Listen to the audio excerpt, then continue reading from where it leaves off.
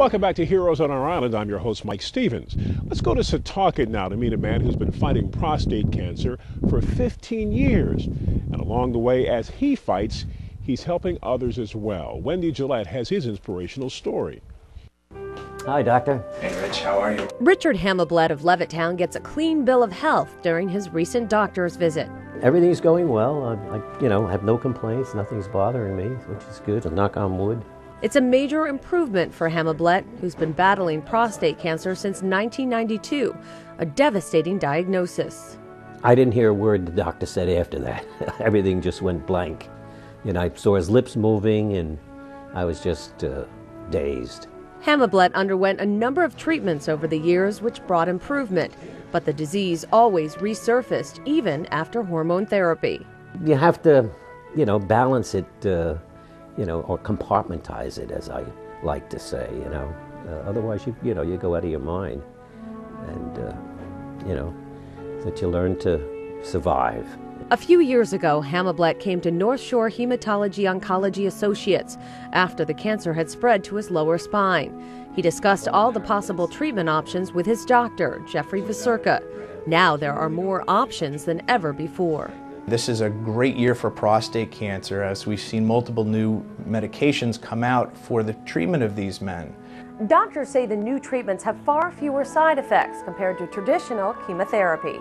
In May of last year, Hematology chose Provenge, the first vaccine approved by the Food and Drug Administration to treat cancer. The patient first goes to a blood bank where their immune cells are extracted. Those cells are taken to a facility. On the East Coast, it's in Atlanta, where they're incubated with prostate cancer proteins. 3 days later, the patient receives an infusion. And this was basically tailored exactly for patients like Richard, who have been on hormone therapy, that are failing, and have signs of disease outside the prostate. The Provenge uses your own immune system to attack the cancer because your immune system doesn't recognize it as a foreign object, so it just thinks that's natural. Where now it has a direction. Say, this is no good, we've got to get rid of this thing. The treatment is not without controversy. It's expensive, some medical professionals have questioned its effectiveness, and one scientist has raised concerns about the studies used to get FDA approval. But Hematology has no doubt it works.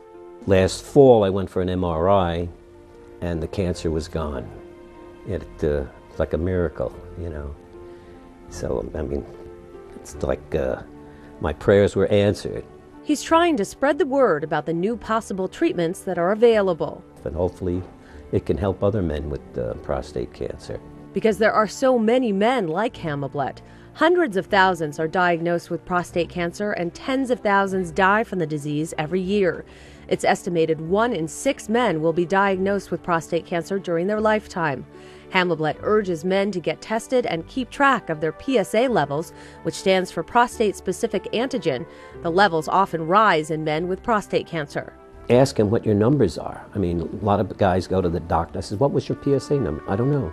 They should ask him and be aware of it so that they, in the future, can say, well, yeah, it did go up, because he may not be aware of it. Hematology knows 3 people who died of the disease, but he's optimistic about his future. There is hope, and I think I'm a perfect example of that. I thought there was no hope. Hematology is extremely grateful to his doctor. There's a picture intended as a joke hanging on the wall at the practice, showing Dr. Vasurka's head on top of a picture of Superman. It's obviously just for fun, but it's not too far from the truth for patients like Hematology who feel the doctor helps save their lives. I'm just thankful, for all the people and the people here, of course, that allowed me to take this procedure, and for the procedure itself. Hematology still gets injections of a female hormone as well as minor chemotherapy, but Dr. Vasurka says his prognosis is excellent. It's hard to know from any one patient how long they're going to live just by looking at them, but I would say Richard's going to be around for years. And as he continues with his battle, Richard pledges to continue helping to raise awareness about the disease.